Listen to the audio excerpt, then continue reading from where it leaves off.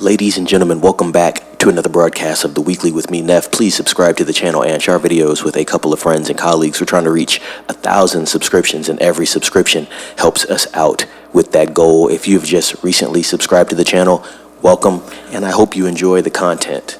All right, so we do have an update on Heat 2. This one is from Michael Mann himself. We reported on this a couple weeks back, and we really had some insider information there, but Michael Mann has recently come out and had an interview with Vulture, so let's see what he has to say about the production of Heat 2 that we spoke on a few weeks back. In a recent interview with Vulture, Michael Mann confirms what we reported 3 weeks ago. The script for Heat 2 has been submitted to Warner Brothers.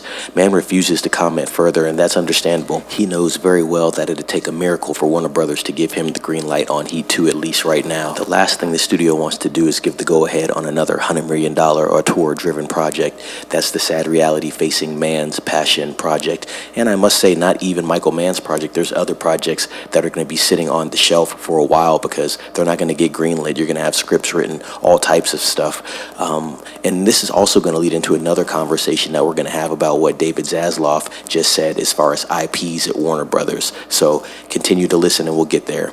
With Joker Foule Adu, which cost over $200 million having bombed theatrically, and Mickey 17 standing to lose well over $100 million theatrically, not to mention the Alto Nights debacle, Warner Brothers still has a slew of risky projects headed to theaters, including new films from Paul Thomas Anderson, which is one battle after another. That's a $140 million budget.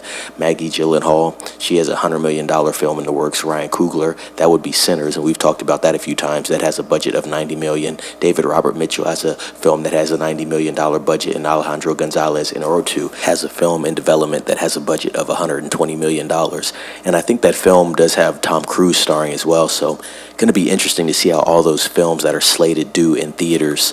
We've recently seen some shifts at Warner Brothers, and I would not be surprised if you see more if a lot of these films that we just listed right now don't do well.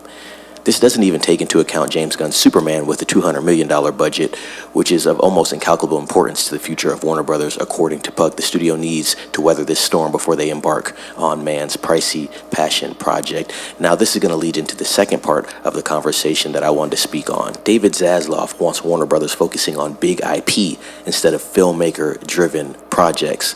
And at this point in time, I would list Heat as a filmmaker-driven project.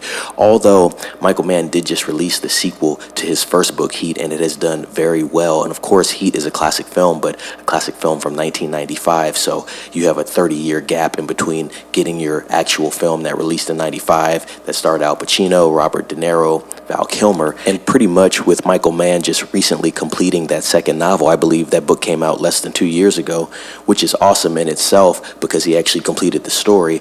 It's 30 years out of its time from when that first film was released. So it's just a tough sell right now, especially when you're throwing around $100 million, $200 million budgets. And I'm sure that Heat 2 could be made for less than $150 million, just depending on what Michael Mann wants to do. I think he could make it very fruitful for Warner Brothers, and he can make it cost-effective and lucrative for himself. But at the end of the day, Warner Brothers has the control, and they are the ones that greenlight the projects that you see in theaters. Let's continue. Perhaps the most notable piece of information in a just-published THR piece tackling Pam Abdy and Michael DeLuca's impending Warner Brothers exit has boss David Zaslav giving up on original storytelling. Sources close to the situation say Zaslav wants to focus on big IP versus the sort of filmmaker-driven fare that Abdy and DeLuca are known for. He is also said to be unhappy with the amount of money the two are spending on these non-IP projects. Abdy and DeLuca allies said the two executives are consummate professionals and are resigned to the fact that their fate at Warner Brothers is uncertain amid a changing climate. A few months ago, Bloomberg recently had a report describing Zaslav's love for auteur-driven films and how this infatuation for cinema might sadly and quite epically backfire on him in 2025. It already has with Mickey 17 and Alto Nights, and there are sadly many more titles to come. At least Zaslav tried. Sure, it's wrong not to release already completed films, but he's one of the very few major studio execs willing to dish out hundreds of millions of dollars on auteur-driven passion projects. Who else is doing that? That's right, almost nobody. Sadly, it looks like Zaslav is done with original non-IP filmmaking. Do you blame him? DeLuca and Abdy greenlit an inordinate amount of non-IP, all with wildly excessive budgets, and most of them might not even break even to make them money. And so from a business standpoint, it does make a lot of sense for David Zaslav to come down off funding these projects that aren't really connecting with the audience like that. But then again, it hurts the artistry of Hollywood, to be quite honest. We're going to be seeing more sequels, remakes, and reboots. We talked about that before, ladies and gents. If people are just going to watch the big IP films, that's what the studio is going to push out. They're not going to take any chances with creativity, and we're already at a very low point with creativity in Hollywood. So definitely things are going to have to change. This is definitely a topic I want to talk about a lot more. Really, I feel like Warner Brothers has been the studio that has been giving people the chance to be creative and still keep it fresh with Hollywood doing these non-IP projects. Even with the IP projects, they do give them the budgets to do it, but if it's not making any money, then there's going to have to be a shift moving forward. That's how you keep your business running effectively. Ladies and gents, please comment down below on this article. A lot of cool information there. It was really two articles in one there. We talked about Heat 2, and then we talked about Warner Brothers' new direction with David Zaslav. I want to know what everybody thinks about this. Big stuff for cinema moving forward and Hollywood when it comes to creativity, so definitely a great conversation to be had. Subscribe to the channel, share this video with a couple of friends and colleagues. Please let them know to subscribe as well.